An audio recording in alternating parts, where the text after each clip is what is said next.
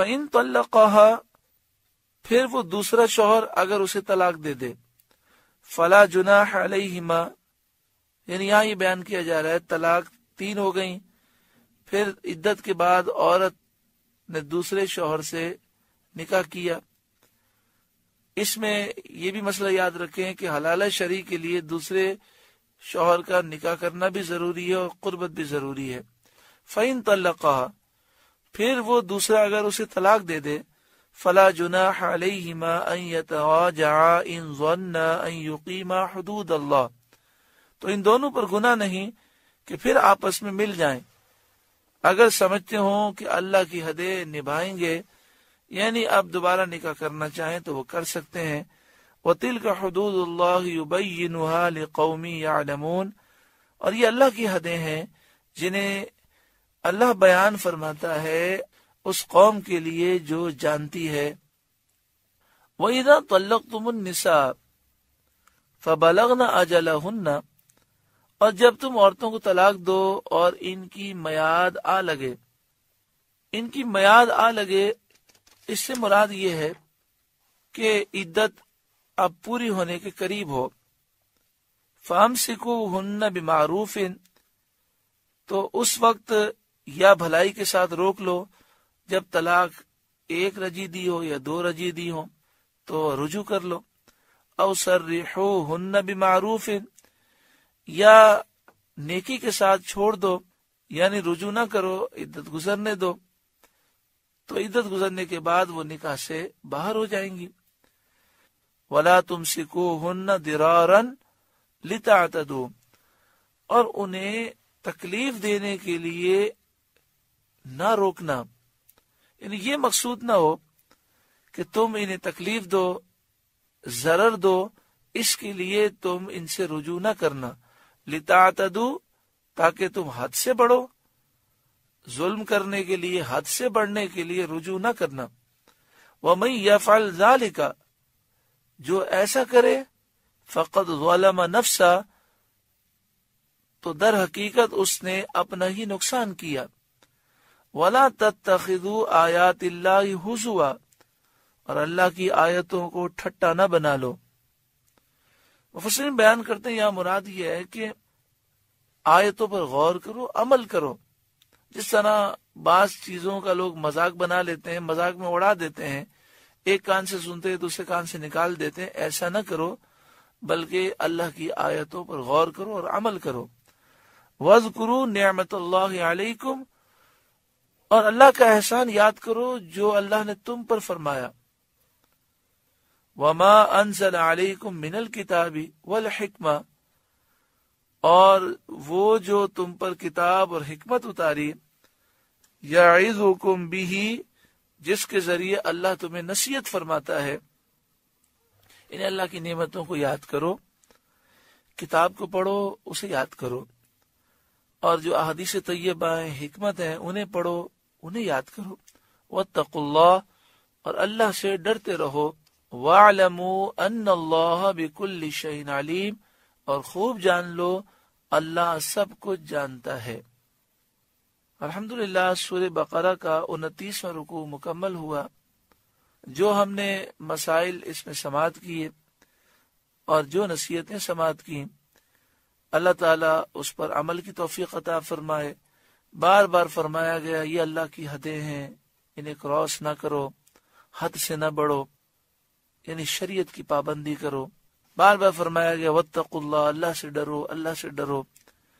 تو میاں بیوی کے معاملات ہوں، بچوں کے معاملات ہوں، رشتہ داروں کے معاملات ہوں یا دیگر معاملات ہوں، تو اس میں ہمیں اللہ سے ڈرنا چاہیے۔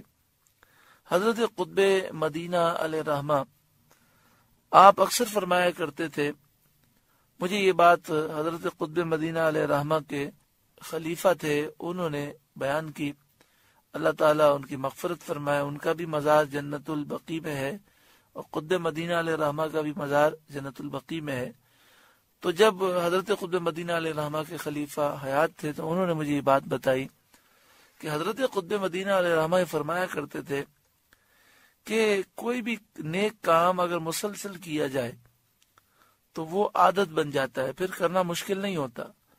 اگر 40 دن تک نماز مسلسل پڑھی جائے تو پھر نماز کوئی مشکل نہیں ہے۔ آپ فرماتے ہیں اصل جو مشکل ہے وہ معاملات ہیں، حقوق العباد، حسن اخلاق، ہماری زبان سے کسی کو تکلیف نہ ہو، کوئی ایسی بات ہم نہ کہیں جس سے کسی کی دل آزاری ہو، ایک دوسرے کو حقوق ادا کرنا، کاروباری معاملات میں دیانت داری، یہ ساری چیزیں آپ اکثر فرمایا کرتے الدین المعاملہ، الدین المعاملہ۔ اصل جو دیندار ہے وہ وہی ہے جو معاملات میں دیانت داری سے کام لیتا ہے، بیوی بچوں کے، ماں باپ کے، بھائی بہنوں کے، دیگر رشتہ داروں کے اور دیگر مسلمانوں کے حقوق ادا کرتا ہے اور وہ حسن اخلاق سے پیش آتا ہے۔ یہ بڑا مشکل کام ہے۔ اس کا یہ مطلب نہیں کہ نمازوں کی طرف وہ اہمیت نہیں دیتے تھے، نمازوں کی طرف وہ درس نہیں دیتے تھے، یہ بات نہیں ہے۔ وہ یہ فرماتے تھے کہ بسا اوقات ایسا ہوتا ہے کہ انسان 40 دن نماز پڑھ لیتا ہے تو نماز تو اس کی عادت بن جاتی ہے، اب نماز بھی پڑھ رہا ہے لیکن چونکہ نماز کی برکتیں اسے صحیح طور پہ ملی نہیں ہیں تو اس کے اخلاق ایسے ہوتے ہیں کہ بندے اس سے تنگ ہوتے ہیں۔ نبی اکرم صلی اللہ علیہ وآلہ وسلم کی خدمت میں 2 عورتوں کا ذکر کیا گیا۔ ایک ایسی عورت تھی کہ جو کثرت سے صدقات کرتی تھی، کثرت سے نماز پڑھتی تھی، لیکن اس کی زبان سے اس کے پڑوسی تنگ تھے، تو آپ صلی اللہ علیہ وآلہ وسلم نے یہ فرمایا کہ وہ جہنمی عورت ہے۔ اور ایک ایسی عورت کا ذکر کیا گیا کہ نفلی نماز اور نفلی روزے اور نفلی صدقات اس کے زیادہ نہیں تھے، لیکن اخلاق اس کے بہت اچھے ہیں، لوگ اس کے اخلاق سے خوش ہیں، تو پیارے آقا صلی اللہ علیہ وآلہ وسلم نے فرمایا وہ جنتی ہے۔ ایک مرد اگر اپنے اخلاق کی وجہ سے اپنی بیوی کو تکلیف دے، اپنے بھائی بہنوں کو تکلیف دے، یا مرد ہو یا عورت اپنے ماں باپ کو تکلیف دے، یعنی ماں باپ سے بات کرنے کا ڈھنگ اور سلیقہ ہی نہ ہو، تو آپ مجھے بتائیے کہ انسان کتنا اپنا نقصان کرتا ہے۔ کہ اگر حسن اخلاق سے پیش آئے، پیارے آقا صلی اللہ علیہ وآلہ وسلم نے فرمایا جو حسن اخلاق کا عادی ہوگا وہ اگر پوری رات سو جائے اور دن میں روزہ بھی نہ رکھے، لیکن اگر حسن اخلاق کا پیکر ہوگا تو حدیث پاک میں اس کی بشارت دی گئی کہ وہ پوری رات قیام کرنے کا درجہ پاتا ہے اور پورا دن روزہ رکھنے کا درجہ پا لیتا ہے۔ تو یہاں پر اس رکوع میں چونکہ میاں بیوی کا ذکر تھا تو اس لیے اس ضمن میں بہت سی باتیں بیان کی گئیں، ورنہ جہاں تک حسن اخلاق کا تعلق ہے وہ تو ہر مسلمان سے ہمیں تعلقات اچھے رکھنے چاہیے اور اچھے اخلاق سے پیش آنا چاہیے۔ ایک روایت میں یہ ہے کہ جو دن بھر میں 3 مرتبہ سورہ 3 پڑھ لے، والتین والزیتون، سورہ 3 پڑھ لے، تو اس کے بارے میں یہ ہے کہ الحمدللہ اس کے اخلاق بڑے اچھے ہو جاتے ہیں۔